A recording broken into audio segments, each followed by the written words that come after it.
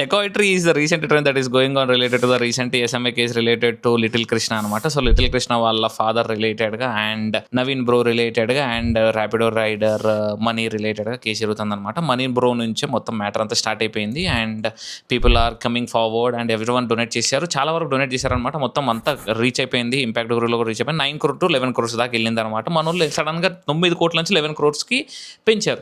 ఎందుకు పెంచారో రీజన్ చెప్పకుండా పెంచేసరికి డౌట్ వచ్చింది. ఇక్కడ మొదలైంది భయ్య, బీజం పెట్టారనమాట. ఈ 2 కోట్లు ఏదో చికాకు చేశారు, డబ్బులు తీసేసుకున్నాడు.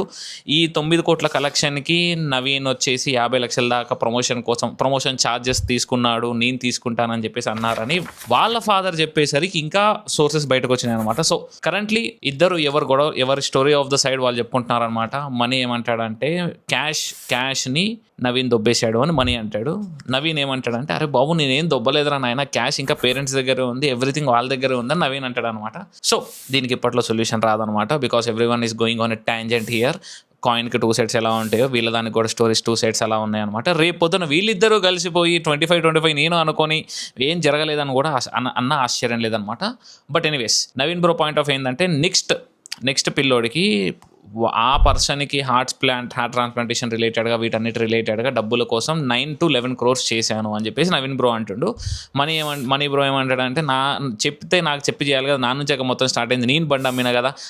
మన నవీన్ బ్రో ఏమో కార్ అమ్మేసాడు, థార్ అమ్మేసాడు, ఈయనేమో బైక్ అమ్మేసాడు, ఇంకొకళ్ళేమో ఐఫోన్ అమ్మేశారు, ఇంకొకళ్ళేమో గాజులు కడియాలు అమ్మేశారు. ఎవర్రా ఇచ్చేది ఇంతకన్నా నాకు అర్థం కాదు.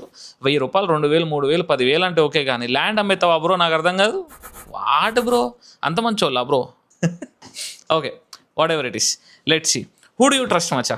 నేనైతే కనుక ఎవరిని నమ్మను రైట్ నౌ. ఇంపాక్ట్ గురించి నమ్ముతా.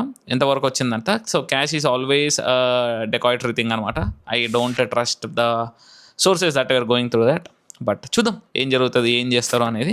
But at the end of the day కృష్ణకి ఆపరేషన్కి తగ్గ మనీ అయితే వచ్చేసినాయి. We should be happy about that. And ఫారెన్లో అయితే కనుక ఇది చాలా కామన్ అనమాట. లైక్ యూనో ₹1,00,00,000 కావాలనుకో, వాళ్ళు ఏం చేస్తారంటే 1,30,00,000 పెడతారు అన్నమాట. ఇంపాక్ట్ గురులో ₹1,00,00,000 కలెక్ట్ అయిన తర్వాత 1,30,00,000 ఉంటాయి, ఎక్స్ట్రా 30,00,000 తీసుకెళ్ళి వీళ్ళందరూ చిల్ అవుతారు, జల్సా చేసుకుంటారు ఇంట్లో. అంటే వీళ్ళ ఒక మోరల్ సపోర్ట్ ఇంప్రూవ్ అవ్వాలి కదా, అట్లా అనమాట. ఆ పాయింట్ ఆఫ్ వ్యూలో అమెరికాలో చాలా కామన్ అనమాట ఇది.